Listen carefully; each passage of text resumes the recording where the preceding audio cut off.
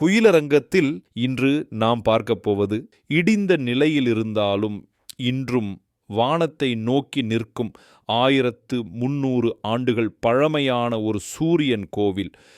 84 தூண்கள் சூழ்ந்த இந்த வளாகம் காந்தாரா மற்றும் காஷ்மீரிய கட்டிடக்கலை பாணிகள் கலந்து உருவானது. இதுதான் காஷ்மீரின் மார்த்தாண்ட சூரியன் கோவில். இடிபாடுகளுக்குள் என்ன மீதமிருக்கிறது என்று பார்க்கலாமா? ஸ்ரீநகரிலிருந்து சுமார் 60 கிலோமீட்டர் பயணம் செய்து அனந்த்நாக் மாவட்டத்தில் நாம் நிற்கும் இந்த இடம் ஒரு காலத்தில் சூரியனை வழிபட்ட ஒரு முழுமையான புனித நகரமாக இருந்தது. நுழைவு வாயிலை பார்த்து ஆச்சரியப்பட்டு கொண்டே உள்ளே சென்றால் அதைவிட ஒரு பிரம்மாண்டம் நமக்காக உள்ளே காத்திருக்கிறது. அது உள்ளே வந்தவுடன் முதலில் நம் கண்களில் படும் இந்த கருவறைதான். இந்த கருவறையையும் அதனை சுற்றிய மண்டபங்களையும் பார்க்கும்போது இன்றைக்கு இடிந்த நிலையில் இருந்தாலும் இதன் உயரமும் அளவும் அமைப்பும் ஒரு காலத்தில் இது எவ்வளவு திட்டமிட்டு கட்டப்பட்டிருக்கும் என்பதை காட்டுகிறது. வரலாற்று குறிப்புகளின்படி இந்த கோவில் 8ஆம் நூற்றாண்டில் காஷ்மீரின் கார்கோட்டா வம்ச அரசர் லலிதாதித்ய முக்தபீடன் கட்டியதாக கூறப்படுகிறது. இந்த கோவிலின் உண்மையான ஆச்சரியம் அதன் கட்டிடக்கலையில்தான் இருக்கிறது. இந்த ஆலயம் காந்தாரா மற்றும் காஷ்மீரி ஆர்க்கிடெக்சர் பாணிகள் கலந்து ஒரு பெரிய செவ்வக வடிவ பெரிஸ்டைல் முற்றத்தின் மையத்தில் அமைந்துள்ளது. தூண்களால் சூழப்பட்ட அமைப்பு என்பதால்தான் இதனை பெரிஸ்டைல் என்று அழைக்கின்றனர். இந்த முற்றம் 84 புல்லாங்குழல் வடிவ தூண்களை கொண்ட மண்டபத்தால் சூழப்பட்டுள்ளது. புல்லாங்குழல் வடிவ தூண்கள் என்பவை கிரேக்க ரோமானிய கட்டிடக்கலையின் செல்வாக்கை காட்டுகிறது.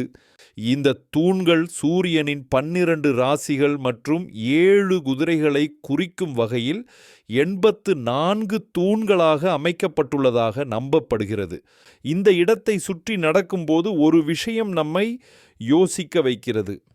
இந்த சுவர்களின் அடிப்பகுதிகளில் உள்ள இந்த நுண்ணிய செதுக்கல்களை பார்க்கும்போது தாராசுரம் ஐராவதேஸ்வரர் கோவில் நினைவிற்கு வருகிறது. நேரடி தொடர்பு இல்லை, ஆனால் கல்லை கலை வடிவமாக பார்த்த சிந்தனை இரண்டிலும் ஒத்ததாக தோன்றுகிறது. 2 சக்தி வாய்ந்த அரசர்கள் அரசின் பெருமையும் பக்தியும் வெளிப்பட இந்த ஆலயங்களை உருவாக்கினர். தாராசுரத்தின் நுட்பமான சோழர் சிற்பக்கலை, மார்த்தாண்டத்தின் பிரம்மாண்டமான தூண்களுள்ள வளாகம், இரண்டுமே கல்லில் உருவான கலைச்சான்றுகள். தொடர்ந்து இந்த இடத்தில் இன்னும் என்னென்ன ஒளிந்து கொண்டிருக்கிறது என்று பார்க்கலாமா? இந்த கோவிலை மேலும் சுற்றி வரும்போது கண்களில் படும் ஒவ்வொரு தூணும் ஒவ்வொரு மண்டபமும் இந்த இடம் எவ்வளவு திட்டமிட்டு உருவாக்கப்பட்டிருந்தது என்பதை உணர்த்துகிறது. இந்த மண்டபத்தின் அமைப்பை பாருங்கள். உடைந்த நிலையிலேயே இவ்வளவு உயரமாக இருக்கிறது என்றால் இங்கு இந்த கூரையின் மேல் விமானம் இருந்திருந்தால் இது எவ்வளவு உயரமாக இருந்திருக்கும். இந்த கோயில் பெரும்பாலும் சுண்ணாம்பு இல்லாமல் உள்ளூர் டெவ்ரி கற்களால் கட்டப்பட்டுள்ளது. இந்த மாதிரி கட்டுமானம் இந்தியாவில் மிகவும் அரிது.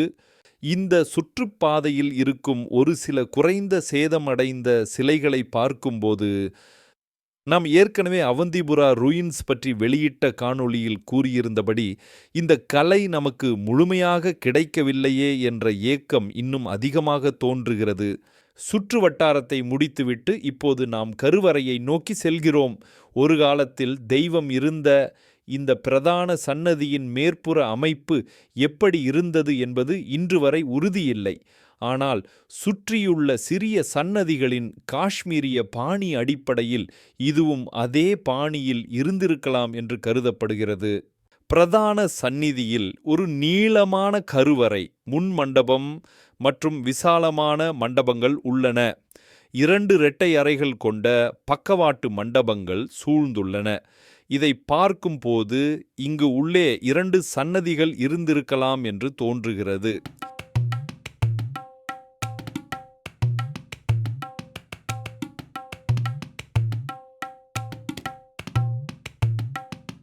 அது மட்டும் அல்லாமல் இந்த கருவறை மண்டபத்திற்கு வெளியில் இருக்கும் சுவரில் கங்கை மற்றும் யமுனை நதி தெய்வங்களின் சிற்பங்கள், மகாவிஷ்ணு மற்றும் பிற தெய்வங்களின் சிற்பங்களும் உள்ளன. காஷ்மீரில் இப்படி ஒரு இடம் இருப்பது பலருக்கு தெரியாது. இது ஒரு அழிந்த வரலாறு, ஆனால் இன்னும் நிமிர்ந்து நிற்கும் ஒரு நினைவு சின்னம். இன்று இந்த கோவில் முழுமையாக இல்லை என்றாலும் 1300 ஆண்டுகளுக்கு முன் மனிதர்கள் உருவாக்கிய அந்த கலை இன்றும் நம்மை ஆச்சரியப்படுத்துகிறது. இத்துடன் இந்த காட்சி முடிவடைகிறது. ஆனால் நம் பயணத்திற்கும் அனுபவத்திற்கும் முடிவே இல்லை. மீண்டும் உங்களை அடுத்த காணொளியில் சந்திக்கிறேன்.